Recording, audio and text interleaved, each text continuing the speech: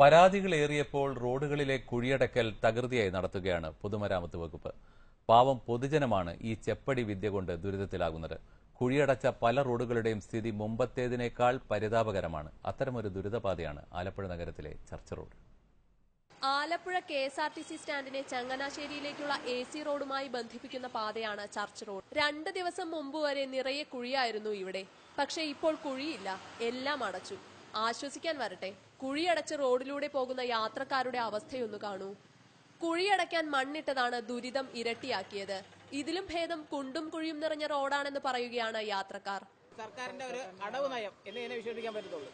മുമ്പായിരുന്നെങ്കിൽ കുഴിയാനെ ആൾക്കാർ ചവിട്ടി പോകുന്നത് കുഴപ്പമില്ലായിരുന്നു, പതിയെ പോകത്തുള്ളായിരുന്നു. പക്ഷേ ഈ അവസ്ഥ ഇപ്പൊ അതല്ല.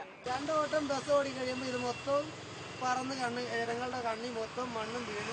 ഇതെല്ലാം ആരെ കാണിക്കാൻ വേണ്ടിയത്? കാൽനടയാത്രക്കാരും ബസ് കാത്തു നിൽക്കുന്നവരുമൊക്കെ പൊടിയിൽ കുളിച്ചു. ഞങ്ങൾക്കൊന്നും നടക്കാൻ പോലും പറ്റത്തില്ല. 5 വർഷത്തെ ഗ്യാരണ്ടിയിലാണ് ഈ ചർച്ച് റോഡ് ശരിയാക്കിയത്. പക്ഷേ അവർ ഇതുവരെ അതിന്റെ റിപ്പയറുകൾ അതിന്റെ ശരിയായ രീതിയിൽ നടത്തിയിട്ടില്ല. ഇനി മറ്റൊരു വ്യത്യസ്തമായ കാഴ്ചയും ഈ റോഡരികിൽ കാണാം.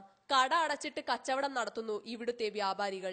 ഇതുപോലുള്ള ഈ ഫെസ്റ്റിവൽ സീസണുകളിൽ ഇങ്ങനെ ഈ പൊടി കാരണം ഞങ്ങൾക്ക് ഇത് നേരെ തുറന്നു വെച്ച് കച്ചവടം ചെയ്യാൻ പറ്റാത്തൊരവസ്ഥയിലാണ്. സാധനങ്ങളിലെല്ലാം പൊടി പറ്റുക.